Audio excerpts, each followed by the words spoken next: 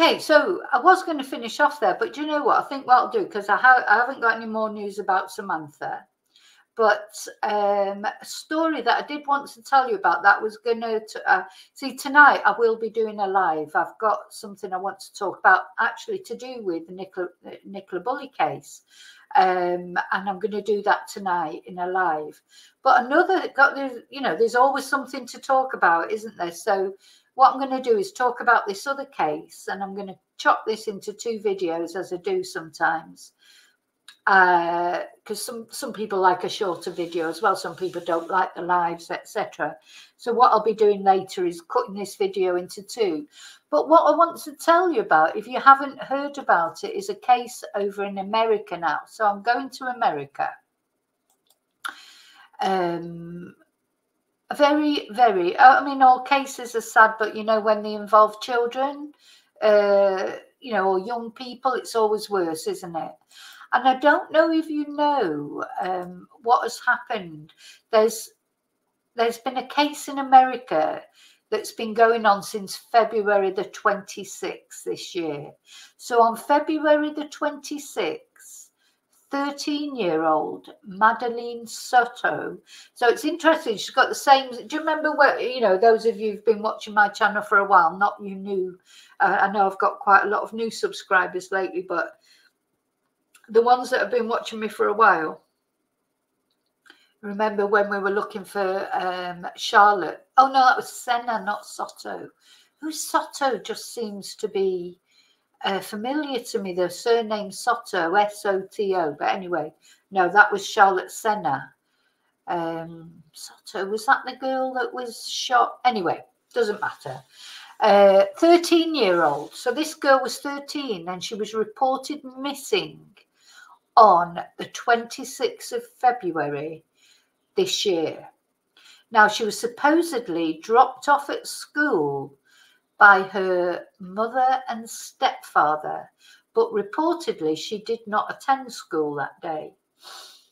And it was said that she was last spotted around 8:30 a.m. on Monday at Village Park Drive in the area of Town Loop Boulevard and Hunters Lane. So there was a bolo issued, or a press release issued by the Orange County Sheriff's Office about this girl going missing, and let me share it with you actually.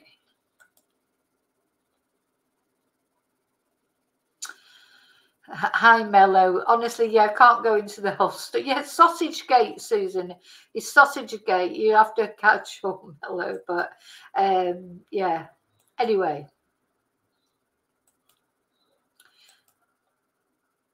So this is her, Madeline Soto, 13 years old, female, white, blonde, blue eyes, 5'1", 110 pounds.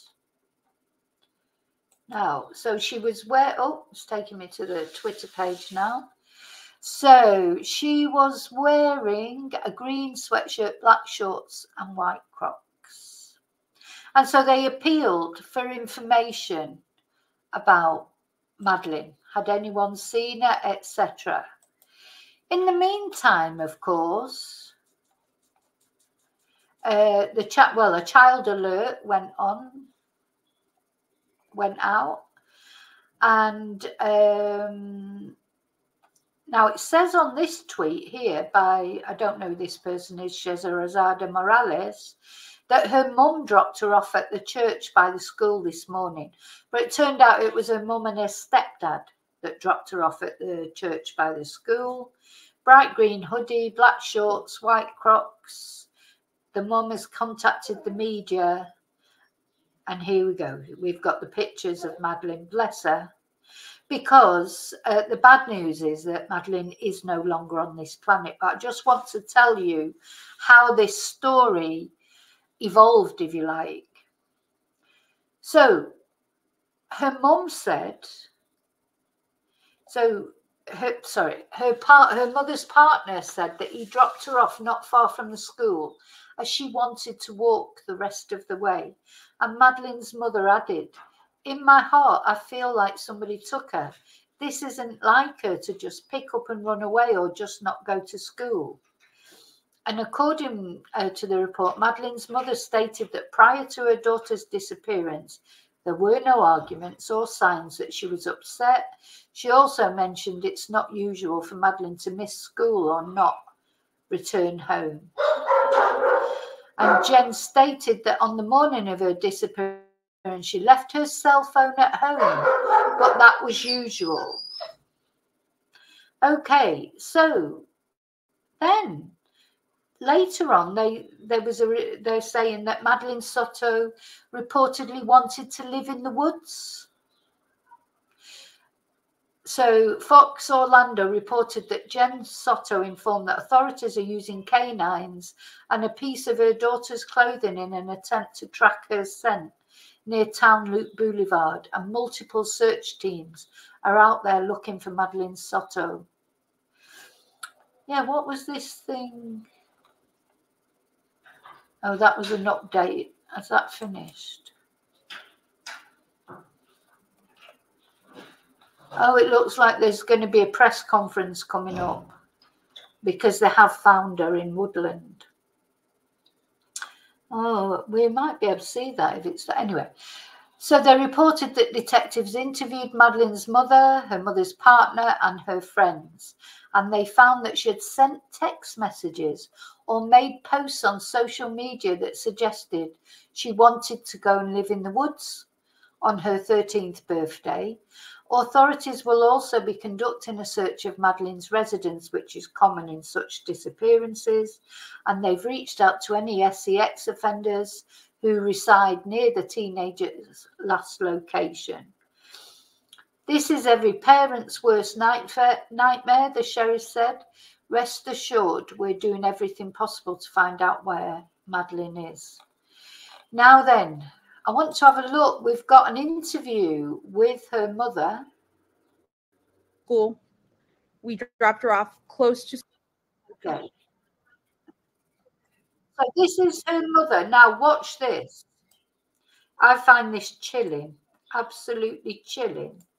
Let me just make sure you can see it. Yeah, you can. Yeah, well, you tell me what you think here. This, honest to God, when I saw this on Twitter this morning, I just went cold, because not only look at, I mean, anyway, I don't want to sort of, because I'm going to show you a few things, but look in the background as well here. This mother is being interviewed, but look at the background.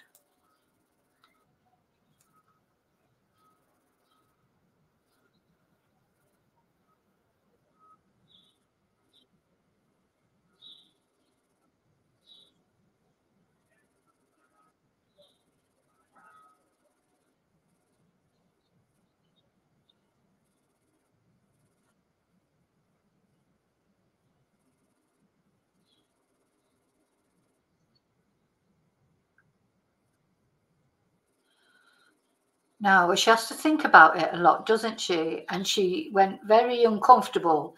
This is her partner. See how he came in and he's sat down right behind her. Just made me go cold. Absolutely made me go cold when I saw this.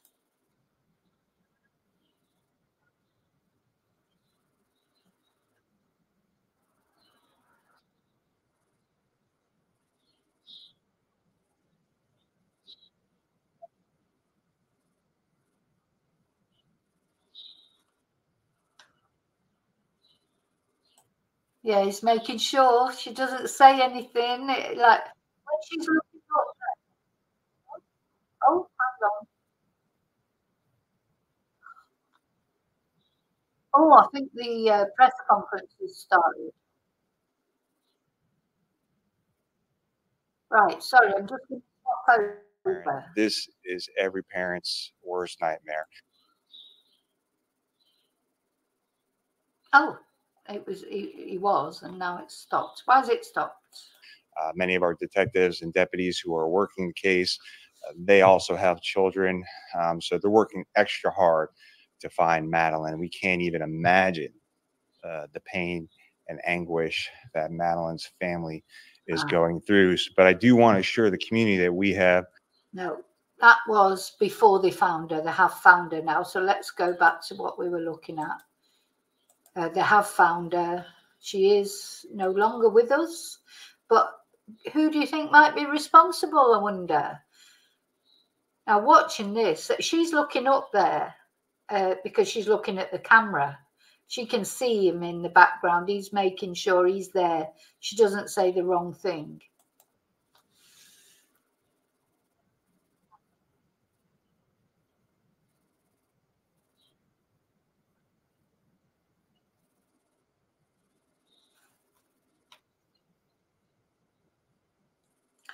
Just chilling when he comes into the background. Now, I'm not saying for a minute that she necessarily knows that something happened, that she was involved in anything. Maybe, you know, these women, look at her face. She knows in her head, but she's probably trying to compute it. Sometimes women stick by their partners, you know, even though it's pretty obvious that they've done something to their child. So he's a stepfather. You know, this woman, to me, she knows, or she thinks that he's probably had something to do with it, but she's probably in a bit of, oh my God, you know, could he have done it? You know, she probably can't admit it even to herself. But him there, like the bloody shadow in the background, like this malevolent presence, just making sure that she doesn't say anything wrong, just really gave me the chills.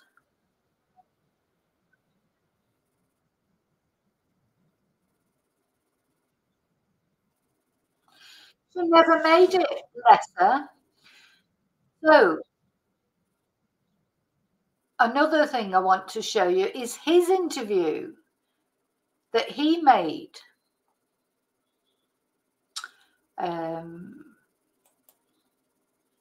He made a, let me see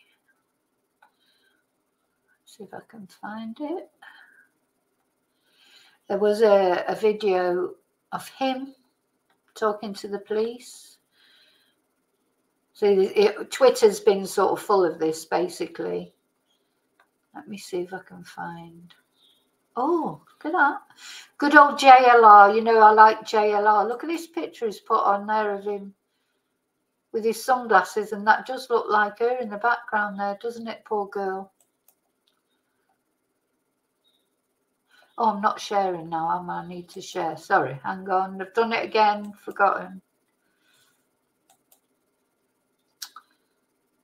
Let me go back, sorry.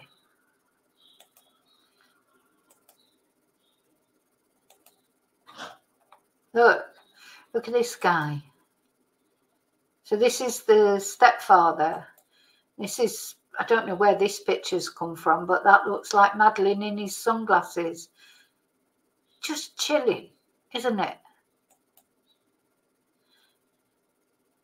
Anyway, let me go into JLR had it on his feed.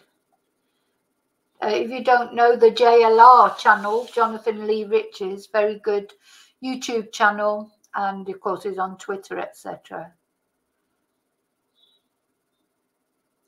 And this guy, this stepfather, you know where he worked? Walt Disney World. Walt Disney World.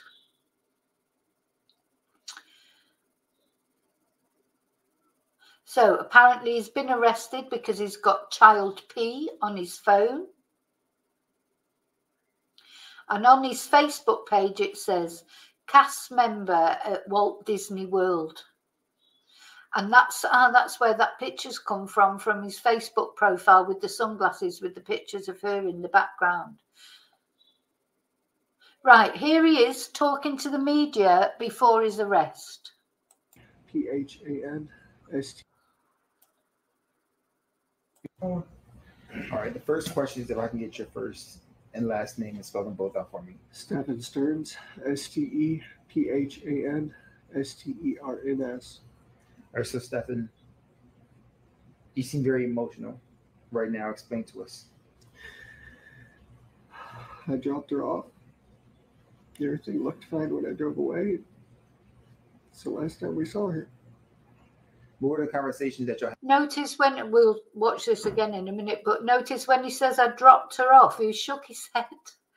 Do you know, these I know, you know, body language is not a science, and you can't prove anything with body language, only gives you impressions of people. But as he said, I dropped her off, he literally shook his head. Let's see.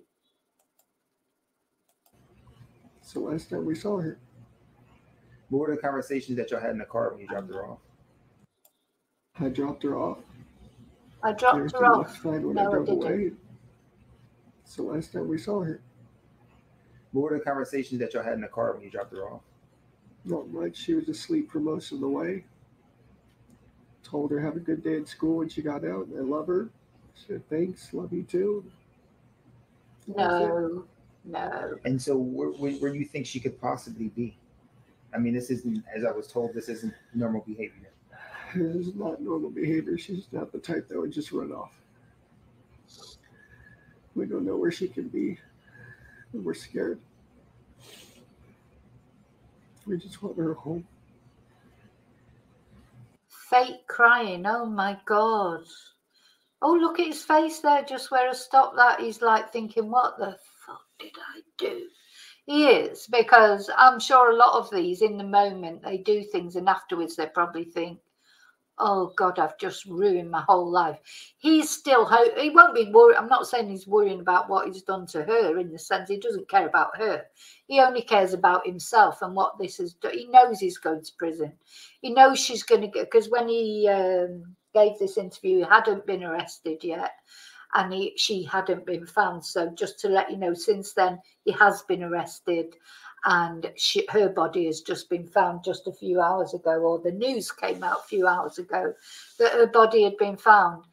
But you look, he's thinking, what the hell did I do? I'm going to prison for a long time. It's all going through his head, but it's too late now. You did it. Are you, in a sense, blaming yourself? It's hard not to.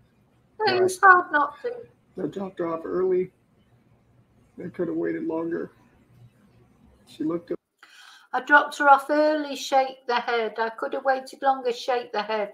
Just so obvious his lies, and I'm sure that won't have escaped the police's attention either. Okay, she was walking towards the school when I saw her. It was like any other day, so I went on with my day. No, I didn't. It's hard not to blame myself. What has the conversation been with Jen since? She's been a lot stronger than me. She's been holding it together really well, and but it just keeps coming in waves. Just the reality keeps hitting. We don't know where she is. We don't know if she's safe. We're just scared. We just want her home. Yeah. Awful. We'll watch that one more time, because these people, they're fascinating, aren't they? You know, in their, although it's awful, but you know, it's like you have this morbid fascination with them, the lies that they can tell just so easily. Lie about a big thing like this. I mean, you know, we all tell little lies here and there. I'm sure there's not, you know, I try my very best not to lie, but occasionally we tell little white lies, or, you know, about silly things. But this guy, to tell an effortless lie about something like this, that takes some kind of person. The other thing that I noticed about, see how big he is. He's a big guy. That girl would not have had a chance, would she? Wouldn't have had a chance. All right, the first question is if I can get your first and last name and spell them both out for me. Stephan Stern, Stephan Stern. All right, so Stephan, you seem very emotional right now. Explain to us. I dropped her off. Everything looked fine when I drove away. So last time we saw her, What were the conversations that y'all had in the car when you dropped her off? not much. She was asleep for most of the way. Told her have a good day at school when she got out. I love her. She said thanks, love you too. That was it. And so where do you think she could possibly be? I mean, this isn't, as I was told, this isn't normal behavior. It's not normal behavior. She's not the type that would just run off. We don't know where she can be. And we're scared. We just want her home. Are you, in a sense, blaming yourself? It's hard not to. Why? I dropped her off early. I could have waited longer. She looked okay. She was walking towards the school when I saw her. It was like any other day, so I went on with my day. It's hard not to blame myself. What has the conversation been with Jen since? She's been a lot stronger than me. She's been holding it together really well, and but it just keeps coming in waves. This You is can't reality look at her. rotating. We don't know where she is. You know, when he says, oh, she's been holding it together really well, you can't look her in the face. God, how, I wonder what that, I mean, I do feel for the mother, because you have to hope and pray that she didn't actually know about it. You could see he was, as he got this, I don't know. If she was in love with him or whatever, she wouldn't have wanted to believe that he could have done it. But she looked a bit sort of shell-shocked to me when she was being interviewed. I think she sort of knows inside, but she can't accept it. We don't know if she's safe. We're just scared. We just want her home. Yeah. Trying to think who he looks like on that. Sometimes you catch, God, what's that face remind me of, that look? Yeah, God, I've seen that many twonks like this telling lies on camera. You can see, so it's all like mopping his tears. But if you look at his eyes, although they looked a bit red, didn't they, at the beginning? But may well have been crying, but he won't have been crying about her. He'd be crying because he knows he's totally messed up his life, and he'd be feeling sorry for himself. He won't be feeling sorry for her. Yeah, twonk. Anyway, then, so the only good thing is,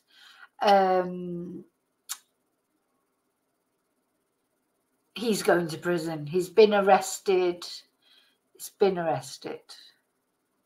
Let's see. So let's see what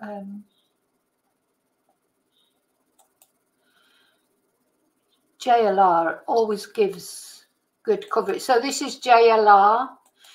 If you like sort of true crime, go over to JLR Investigates. Go over to his channel and subscribe. He's very good. Let's have a look.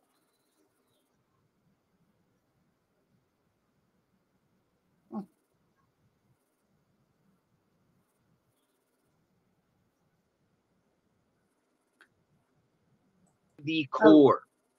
This is wild, folks.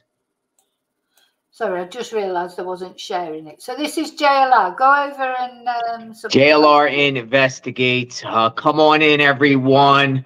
Oh my God. What you're about to hear here is shocking to the core. This is wild, folks. See her right there? See her right there, Jennifer Soto, the mother of Madeline Soto, and her boyfriend, Stephan Stern. They speak. And when Stephan speaks, it totally reminds me of Chris Watts. This is Chris Watts.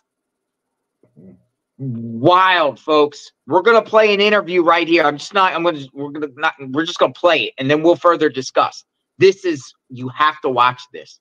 Check it out.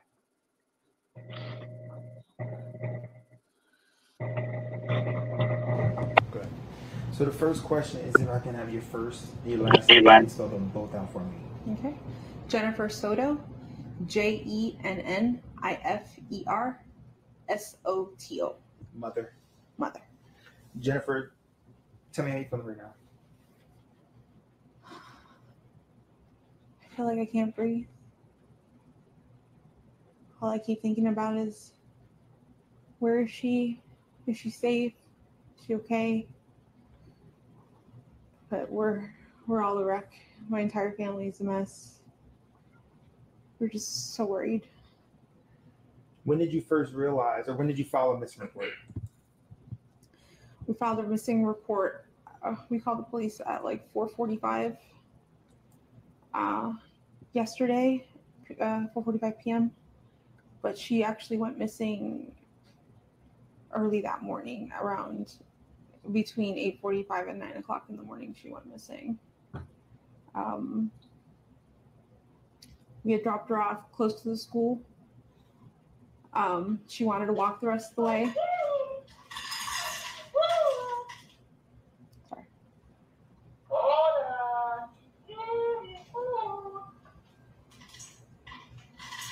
Sounds like there's more children in the background there. She needs to get, well, he's gone now anyway, thank God.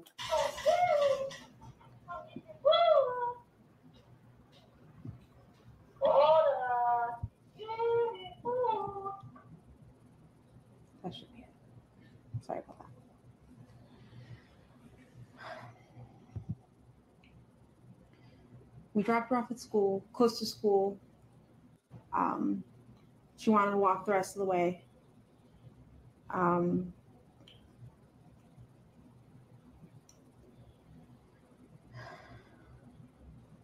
not sure what I'm allowed to share. You share whatever you feel comfortable sharing. I know you had conversations with detectives. Not sure what that conversation is, but whichever you feel comfortable sharing, that will put the awareness out there.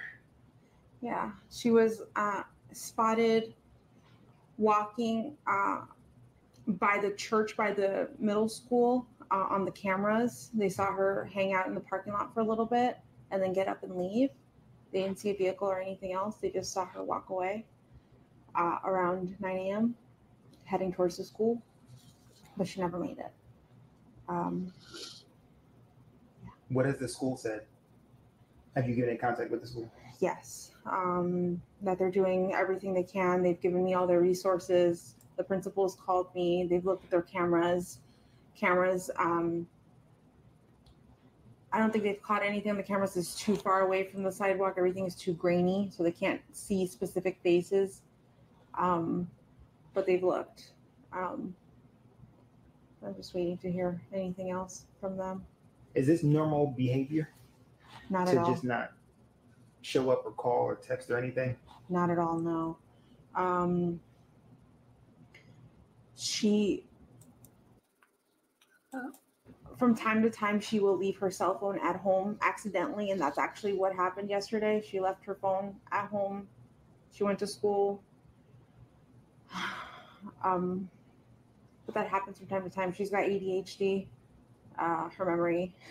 She's very forgetful. So yeah, there's no way to track her right now because the detectives now have her phone. But this isn't normal behavior, no. What was the last thing, I guess, the conversation that you two had, you and your daughter? What I feel with her is, honestly, I don't think she had anything to do with it. But I think in her head, you can just see she looks, it's like that rabbit in the headlights look, because I think she knows inside that there's something not right with what he's saying. She's just equating it all in her head, and it's not adding up, but she doesn't want to believe it. I just think she doesn't want to believe it. We spoke about her birthday party. She had a birthday party on Sunday. She had a great time. I couldn't make it because I was working, but she had an amazing time. She was so happy with all her gifts. I told her good night, and yeah, that was it. I was the. So it's just been a birthday. Bless her. Just been a birthday. When I took her to school in the morning, that was my partner. Yeah. 13? She's 13 years old. Yes. 13, Madeline? Madeleine. What are you thinking right now?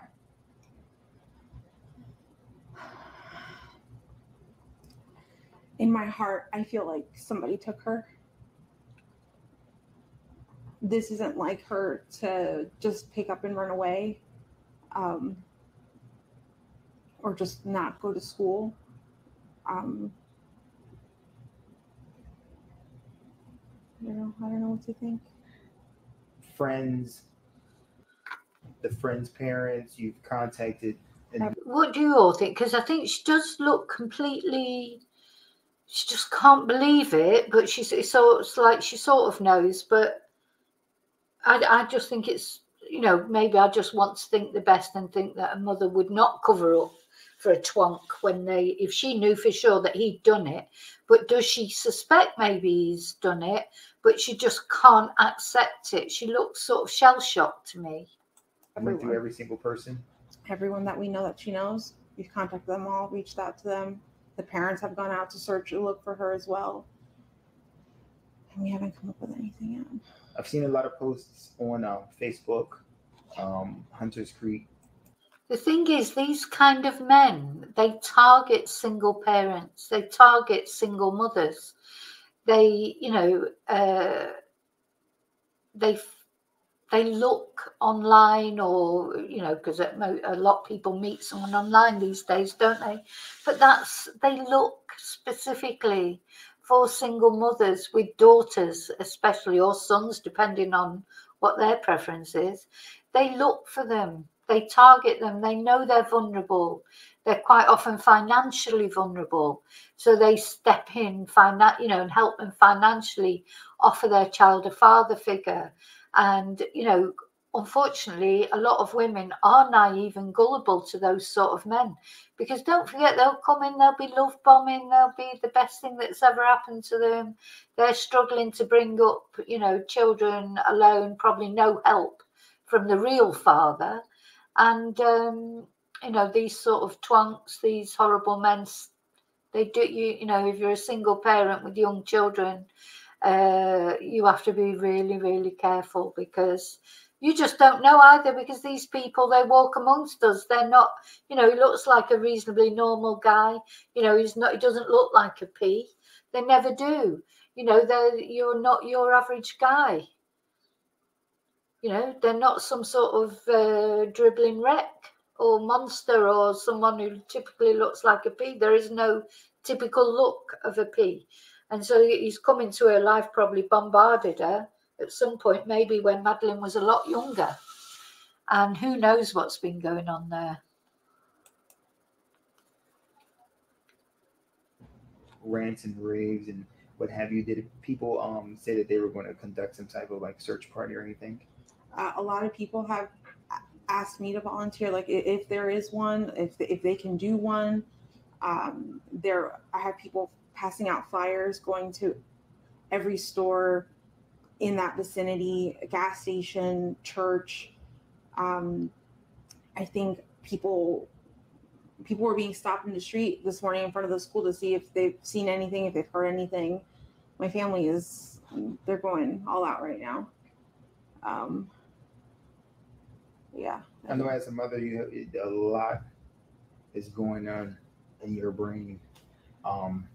So much to bring her back home. What have the law enforcement told you that you are able to share?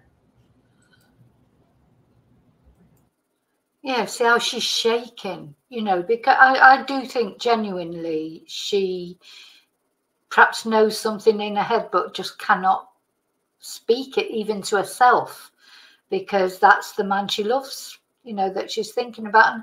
And some people are oblivious to things. They just don't sense things, or they don't want to see things. And it's, he's a tall guy, quite good looking guy. He'll have, I'm sure he'll have knocked her for socks one way or another at some point. And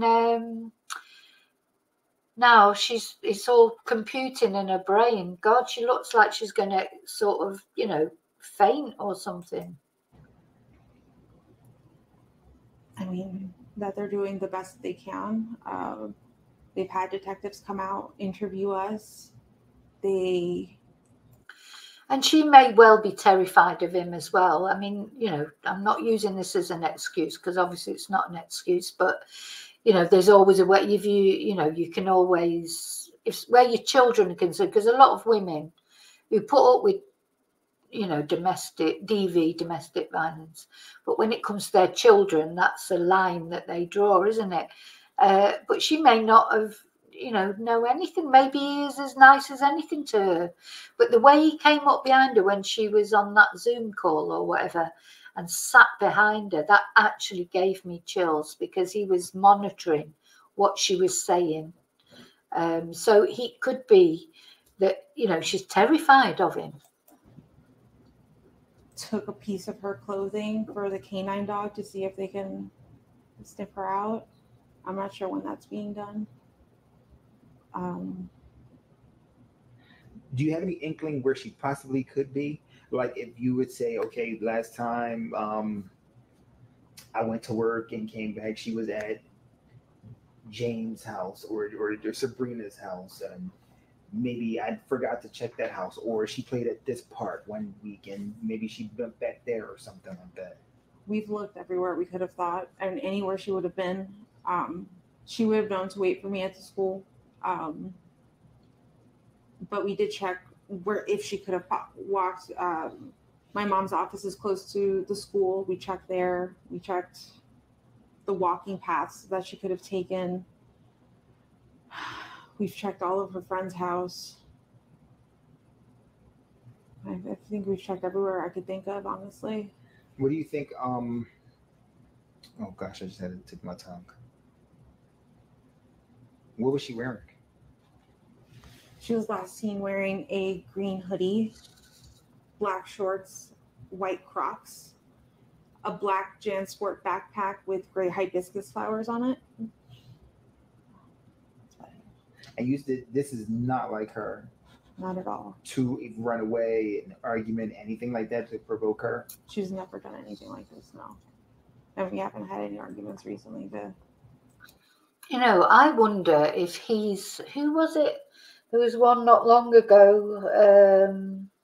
Ian Huntley is a prior, you know, the Soham murders, that he supposedly said to Maxine Carr that he couldn't admit that he was the last person to see the girls alive, because they would then, because if he had a record, which, you know, had escaped the school that he worked at. But anyway, he said to Maxine Carr, she wasn't the mother of the children, of course, but his girlfriend, he didn't want to say that he was the last people to see those girls alive, because he said they would blame him. So it makes you wonder if he's maybe talked her into sort of coming up with this story, but, you know, for a different reason, like said to, look, you know, they'll immediately think it's me, and it, you know, he could have done it. That could be why she looks like she's sort of evaluating it all in her head. He could have made her cover for him, but by telling her that otherwise they'll suspect me. You know, you just don't know. It'll come out in the wash, I suppose. I don't know if there'll be any charges. He has been arrested, but as far as I know, she's not been arrested yet. Have this outcome. What school? Hunters Creek Middle School. Tom, any questions? No. Is there anything that you think our viewers would need to know about the way you're feeling, the way the family's feeling, Madeleine? We're desperate for any answers, anything that you could do to help. I'm here for it. Just please, if you see my daughter, just please bring her home. I just hope you're okay, Maddie. I hope you're safe. I hope you're not hurt. I just hope she's okay. When did you notice? Oh, I really just can't decide. So at least she does make an appeal to Maddie, I suppose. But I just can't make my mind up about her. But the police will know That she was missing, because this was at the beginning of the morning. She got dropped off in the morning. We did not notice until after school pickup at 4 o'clock when I went to go pick her up, and she wasn't at school. So we're going in 24 hours now. Yeah. Just about. Yeah. Nothing. No word, no text message, no messages anywhere from her. I've looked at all her social medias. I've looked at all her games she could have played with, any app. No weird conversations. Nothing strange. Everything was conversations with just normal friends or us. She knows how to get home by herself, as if, like, let's just say, take a bus or an Uber or something like that. She would know how to get home alone, correct? I'm not sure. I don't know if she would know how to get home. Maybe, I mean, I'm thinking if someone got in the car with her and if she pointed the way, what roads, she probably could figure out how to get. But like, does she know her full address? I don't think she does. Which would give me it just puts in my brain that she always comes home with someone. She always comes home with me. There's no need for her to really learn. Okay. And you said no, Tom? I think that was everything. All right. The first question is if I can get your first last name and spell them both out for me. Stephan Stern, Stephan Stern. All right, so Stephan, you seem very emotional right now. Explain to us. I dropped her off. Everything looked fine when I drove away. It's the last time we saw her. What were the conversations that y'all had in the car when you dropped her off? Not much. She was. I think he's probably said to her, say that you were with me when we dropped, because he just said, I dropped her off. I dropped her off. But then the next minute they're saying, we dropped her off. And I think he said, it's possible that he said to the mother, will you say that you were with me? Because I wonder if he's got some sort of a record or something. And if he said to her, because they're going to think it's to do with me. And she's probably agreed to that. But I think you could see by what she's thinking, to me, she's thinking about it and thinking, why did he want me to say that? That is pure speculation, but it's just that she said we dropped her off, and now he's saying I dropped her off. Asleep for most of the way. Told her have a good day at school when she got out, and I love her. She said thanks, love you too. That was it. And so where you think she could possibly be? I mean, this isn't, as I was told, this isn't normal behavior. This is not normal behavior. She's not the type that would just run off. We don't know where she can be. And we're scared. We just want her home. Are you, in a sense, blaming yourself? It's hard not to. Why? I dropped her off early. I could have waited longer. She looked okay. She was walking towards the school when I saw her. It was like any other day, so I went on with my day. It's hard not to blame myself. What has the conversation been with Jen since? She's been a lot stronger than me. She's been holding it together really well. And but it just keeps coming in waves. Just the reality keeps hitting. We don't know where she is. We don't know if she's safe. We're just scared. We just want her home. Have you, like, literally put boots on the ground, went out? Yeah, I even went out with the cops where I had dropped her off. And we looked all up and down the road, all along communities, and there was nothing helpful. None of the cameras were pointing the street. Nothing, which in 2024 was surprising. The church across the street had some cameras, and they mentioned seeing her waiting around in the parking lot for a while before moving on, and that was it. But it was grainy. It was grainy footage, and not much else. Does it seem like she walked west, east? They said in the direction of the school. I'm not sure what that is. What was the language? Not language verbally, body language. When you dropped her off, did she seem happy? Was she like, I'm going to meet my friends? Happy. She got a happy weekend. She just turned 13. She had her 13th birthday party. She was happy that we were all together here, and She's just very happy. She was a happy kid. She's very sweet. She's a very sweet girl. She brings a lot of joy to us, and we just not knowing. Oh my God, she's a very sweet girl. She brings a lot of joy to us. Yeah, just words are failing me at the moment. So the unknown is killing you. Yeah, it's like our whole world is upside down. Not feeling her presence here is. Yeah, he is like Stuart Hazel, isn't he, in the Tia Sharp case? Stuart Hazel, he was a step-granddad, wasn't he? The step-granddad. Though he was quite young for a granddad, if you like, because I think the grandma was a bit older than him, and he was interviewed very similar. He looked like this. He was very upset, like, you know. Yeah, it reminds me a lot of Stuart Hazel. Sorry. It's hard. I know you're fine. Don't need to apologize.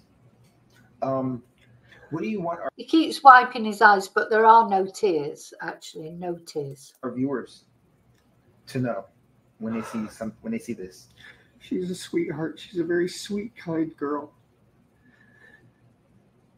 Just please be nice to her. Bring her home if you find her. Tell her that we love her.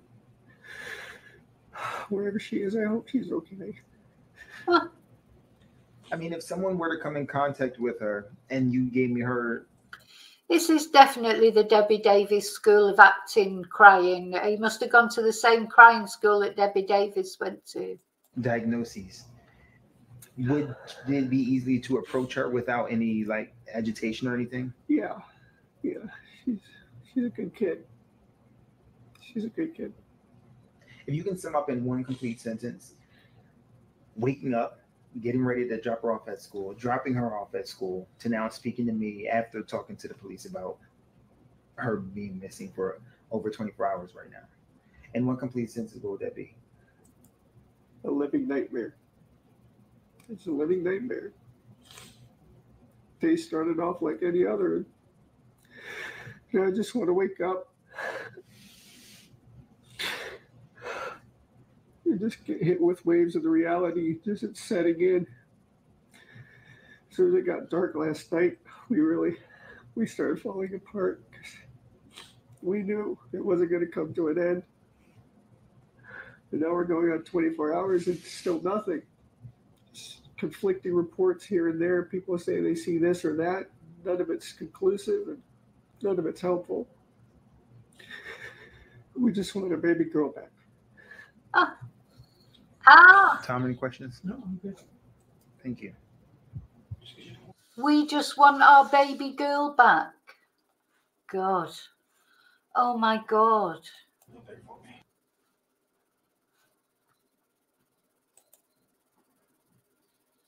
Why is it stopped? Whoa. Oh my God, everyone. Oh my God. I'm at a loss of words. I saw this pop up an hour ago, and that was a WFTV. So, if you want to hear JLR's assessment of it, then go over to JLR's channel, have a look. He'll be talking, saying what he thinks there. Gosh. Incredible. Yeah. Now, the last thing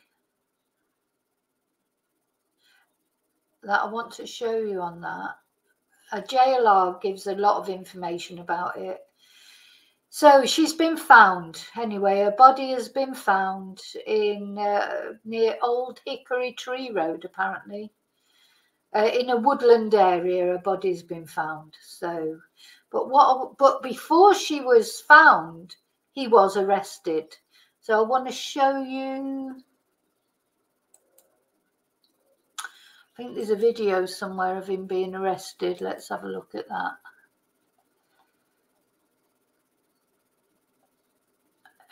Let me go back. Let's have a look. Let's just have a look at him being arrested.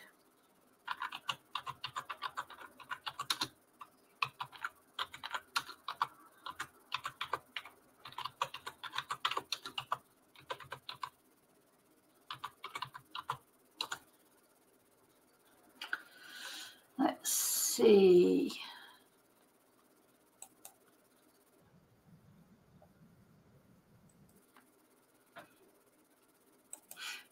So before her body was found, she was arrested. I think they found child P on his phone, I suppose, because at the end of the day, they would be the first Welcome people. back to Good Day Orlando on this Friday morning. It is good to see you this morning. I'm Danielle Knox. We do indeed start with breaking news here at this 9:30 half-hour mark. So we want to get right out to Fox 35's Amanda McKenzie. She is live this morning from outside the Osceola County Jail. And Amanda, we know that there's been some maneuvering. What happened?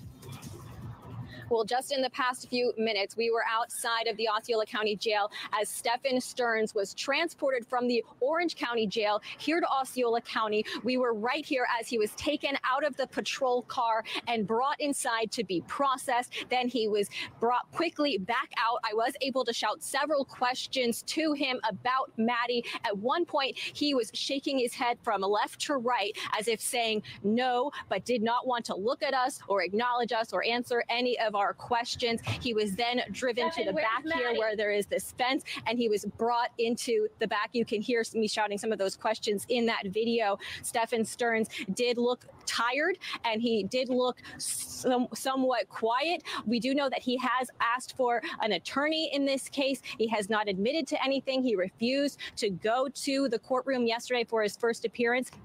It does remain to be seen if this is just a transfer of charges to Osceola County or if there could be new charges pending. That is something we're going to continue to check on throughout the day now that he is being booked here at the Osceola County Jail. Reporting live this morning, Amanda McKenzie, Fox 35 News. Amanda, if we could just chat with you for a few seconds, if you could give us a little bit of an update now. So if folks at home, if they've not been following closely, so the reason that he was in Osceola County initially is because he has a house in Kissimmee. Is that right? But they believe that Maddie disappeared from Orange County. That's why we're doing the back and forth. Yes, absolutely. So his home with his girlfriend, who is the mother of Maddie, they live in Kissimmee. This is where alleged crimes occurred, according to evidence found on his cell phone depicting a sexual battery and possession of sexual child abuse material. Those are the charges he is currently facing. He has not been charged with the disappearance of Maddie at this time, but this has also reached into Orange County. That's where he was picked up and put into jail there. So that is why we are both having this case in Orange and Osceola County, but it does remain to be seen if there are any potential new charges, since this is a very active investigation. As far as what we know is he is not cooperating with investigators. Initially, he did hand over his cell phone to investigators and told them, I set it on a factory reset on February 26th, which is strange because that is the same day that Maddie was reported missing. Oh, so yeah, he set his phone to a factory reset on the 26th of February, the same day that Maddie went missing.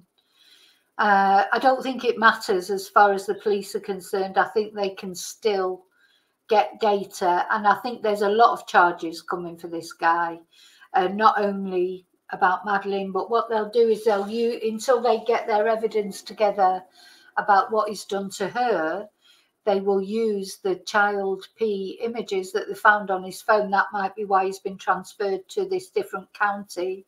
You know, they've found things, haven't they? They've found things on his phone.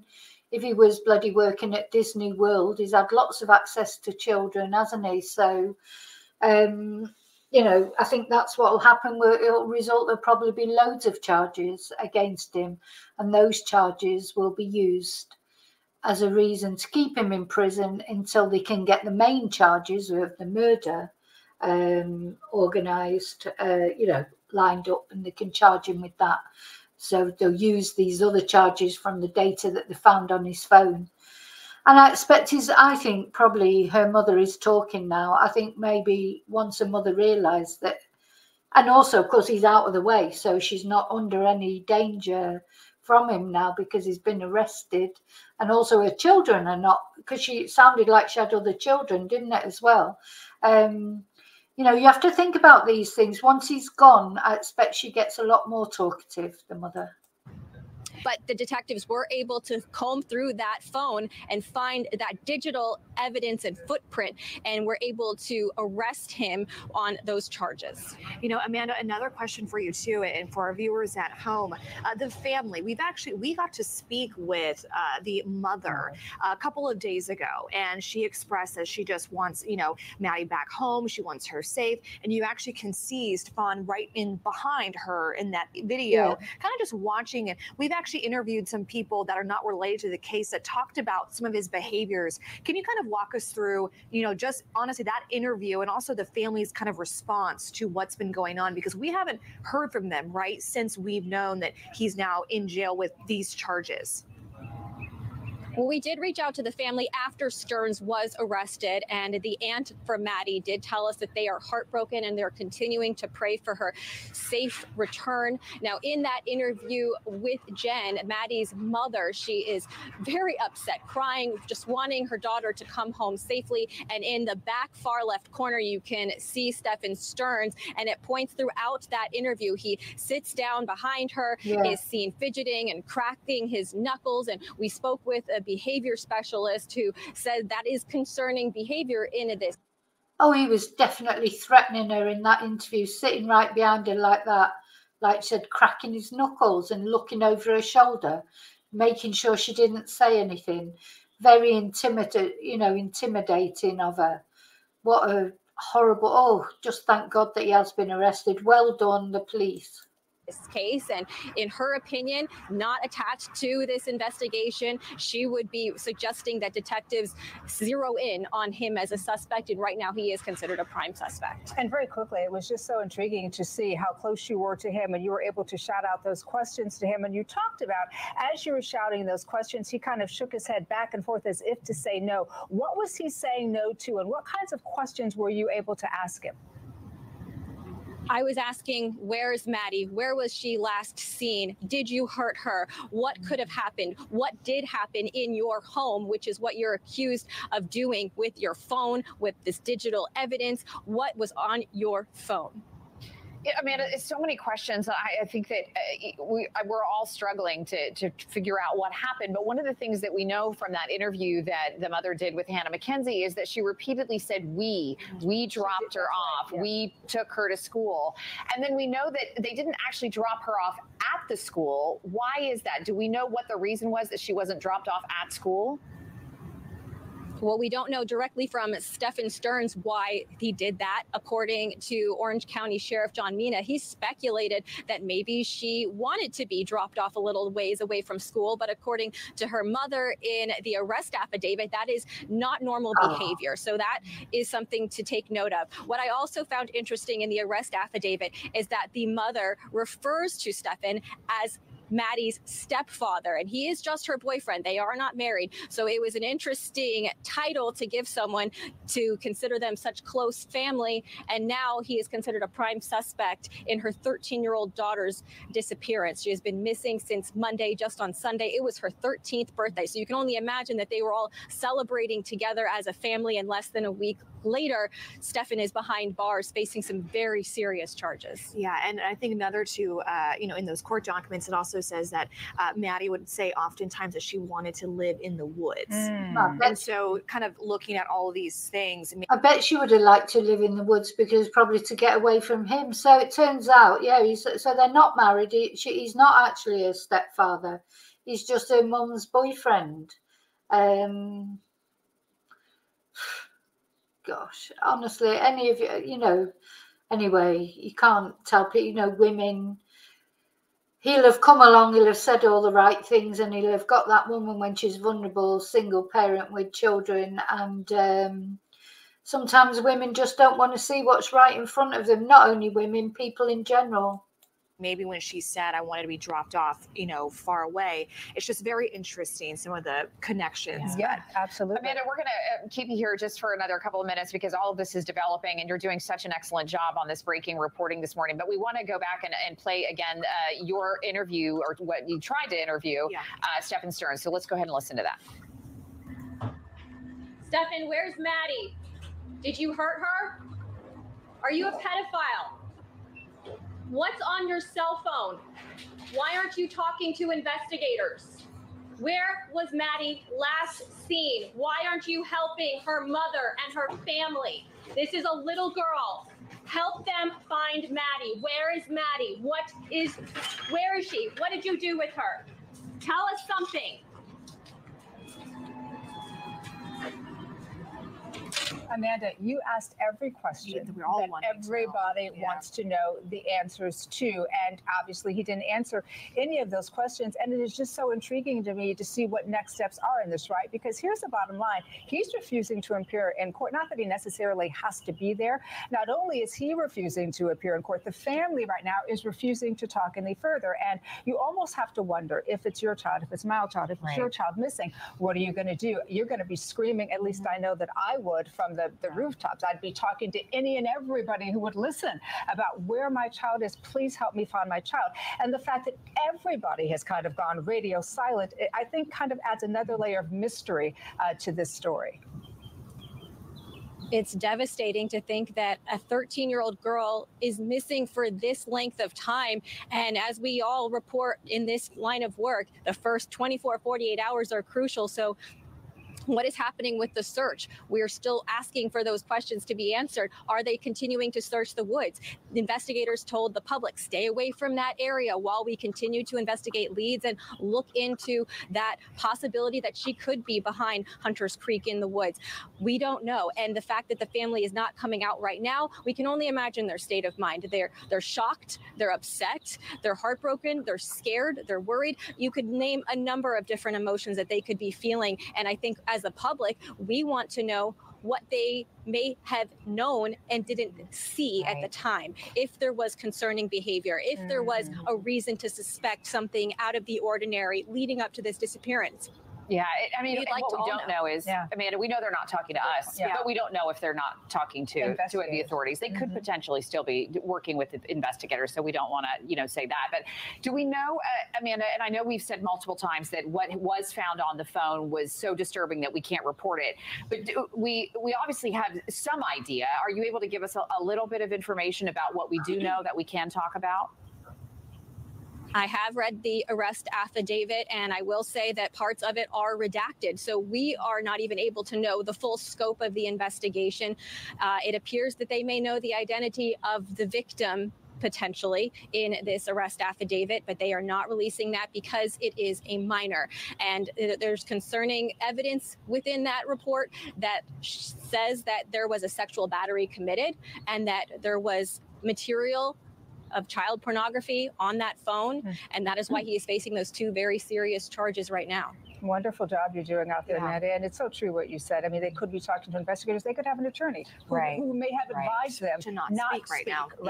Right? So there's so many questions still left to be answered. And certainly this is a breaking news story that we will stay on top of and bring you the very latest. Wonderful, wonderful job out there, Amanda. Just really a great job gathering all the information you can into what is a very, very trying circumstance. Thank you so much for that. And at the center of all this. Okay, so that's what we know so far. So very, very quickly after Madeleine went missing, the police arrested him, found the body, so I think you can say that they've done a good job, definitely done a good job there. Of course, it doesn't help, bring Maddie back to life. After, little prayer for Maddie with my candle for, not obviously she's been found now, but at least she's not out there on her own in the woodland, just discarded like a cigarette butt. This is the other thing, isn't it? It's so important that people, victims are just not left like rubbish somewhere. And this is the concern about Samantha, isn't it? Samantha Murphy, just want to find her, give her children some closure one way or another. And I expect Madeleine's mum will be going through hell right now. I honestly think maybe I'm just it does remind me of the Tia Sharp case, because that was similar to what happened then. Like the step grandfather, it was him who'd done it. He'd hidden Tia Sharp in the attic of the house where they lived because there was nothing else he could do with her. because he didn't have a car. So, and they lived in a council house, like all overlooked with other houses. So he put her up in the attic, and it, you know, is there something wrong with our police? It took the police, I think the police searched the house 3 times before they actually found Tia in the attic. And Tia's grandmother, Stuart Hazel's not wife, but you know, whoever she was living with, he was living with. I think that was a similar thing for her. She sort of probably suspected Stuart Hazel, but didn't want to admit it to herself. And it was only when she started smelling something in the house that she called the police back to come back out again. And then Stuart Hazel sort of did a bunk, and anyway, he was found and he was caught and he's in prison now. But that was a horrible case because Tia, I think she was 13 as well, maybe even younger, maybe only 11. And she loved her granddad. She loved him. You could see they had a comfortable relationship. There was CCTV of her with him. You know, she was excited about spending the weekend over at her grandma's house, but her grandma wasn't there. Her grandma was out somewhere. So Stuart was looking after her, and Tia was looking forward to it. She trusted him implicitly. And he turned out, and you know, well, I have done a video on it, and if I remember, I'll put a link in the description box. And that man that he had been out with, it's horrible because he'd been out with Tia's mother. Then he ended up going out living with Tia's grandmother, and he probably thought, oh, he'll make it, you know, 3. Like he had an obsession with Tia, and it turned out, you know, there was some very disturbing film and footage that they found of him. He was obsessed with Tia, so he's building up to it for a long time. And probably what happened in the end, because he was a drinker as well, so what probably happened in the end is he had too much to drink. He tried it on with Tia. She probably was absolutely could not believe that her beloved granddad was trying to do that to her, and probably fought, and then he's ended up killing her. Again, I'm sure he didn't mean to kill her, but he did, because all he wanted was to get his own way. And he's in the moment, that's all he could think about. And Tia Sharp fell victim to him and his obsession. Oh, anyway, so yes, if you're out there, if you're a single parent out there, you know, a single mother especially, and you've got daughters especially, but it can be sons as well, you know, you don't know what these people are looking for. It depends on their preferences. They go on, now it's so much easier to find people on social media, find out if people have got children. They gravitate, obviously these kind of people, they gravitate towards children. He's working at this Stephan, whatever his name is, he's working at Disney World because it takes him close to children. You know, he's picked Madeleine's mother because she's got children. That's what they do. You know, and they love bomb the mothers, and the mothers are vulnerable, perhaps financially vulnerable, emotionally vulnerable, because unless you've ever been a single parent, you don't know what it's like. You can feel a crushing loneliness because you don't fit into, like, you know, a lot of your friends maybe are in couples and you don't fit into that sort of environment, if you like, going out with couples, etc. And then a lot of your single friends, they maybe don't have children. So that's, you know, there's a sort of a vacuum, if you like, that you're in. So you can get very lonely because, and also, you know, obviously you've got to stay in looking after your children. It's not easy to get babysit. You've got to pay for a babysitter. You might not, you're probably financially stretched if you're a single parent. So there's all these things. So, you know, single parents are vulnerable.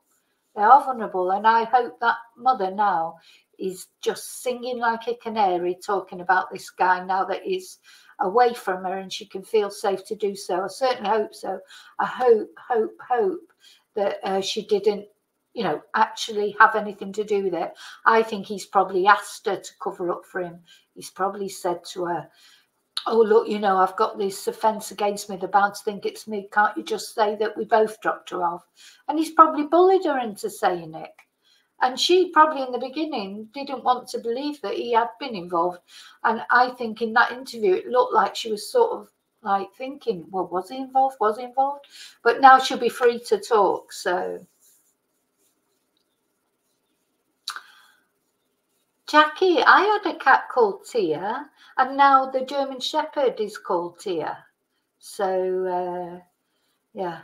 Hi, Pamela. Yes, you did. You'll have to go back to the beginning. We started off talking about Samantha, but that was how long ago? So it's nearly 2.5 hours ago. You know, so. So, Alana, going back to your question, there was no smell in the house. Not for a while there wasn't, because he wrapped her up. Poor little Tia had wrapped her up, you know, quite extensively.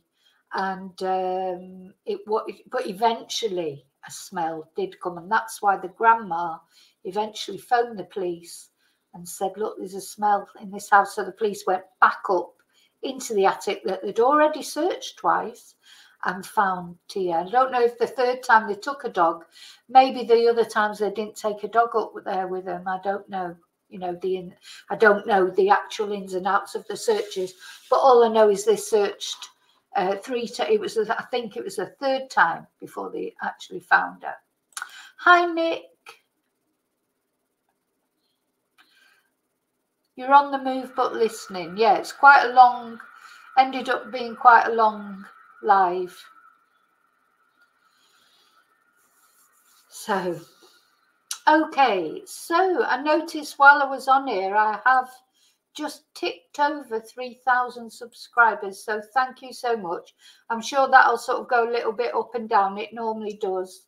But at least that's the first time that I've actually hit that number. So thank you so much for all of you that are subscribed. Thank you for watching. What's the saying? Don't forget to put your fingerprint on the like button on the way out if you did not put it on the like button on the way in. I'll be back tonight. I'm going out for a nice walk now in the sun. Count my blessings with my little dogs and go out and have a nice walk. I'm looking forward to getting some sun on my face. So I feel like I'm really white at the moment. Thank you to those that are congratulating me. No, thank you, because the only reason that's happened is because of my subscribers, etc. Thank you so much. So, as I say, so I'm on tonight. I've got something that I want to show you to do with Nicola Bulley and Andrew Snowden. Just that I might find, yeah, I think you might find interesting. You know, he's Andrew Snowden. Anyway, we're going to talk a little bit about him. He's sort of, you know, I'm sort of smiling as I'm saying it now, because he's just like, he's totally oblivious to the effect he has on people. But anyway, we're going to talk about him, Andrew Snowden. And yeah, have another chat tonight. And also, I'm not sure what time exactly yet, but there may be some news comes in, you know, every day, every moment. We're waiting for news about Samantha, aren't we? So remember to live and love wisely and carefully, and especially if you are a single parent out there. And I know, because I was a single parent, I know how difficult it is. It's really difficult. People don't understand how difficult it is unless they've been there. And it is difficult, but just be careful. You've got to be so careful of men that you bring into your, especially that you bring into your household. You know, if you don't keep them at arm's length. When you've got children, you've just got to be so careful. And yeah, till I see you all again, may your God always go with you. Bye bye. Thank you, Mello. Thank you, everyone. Bye.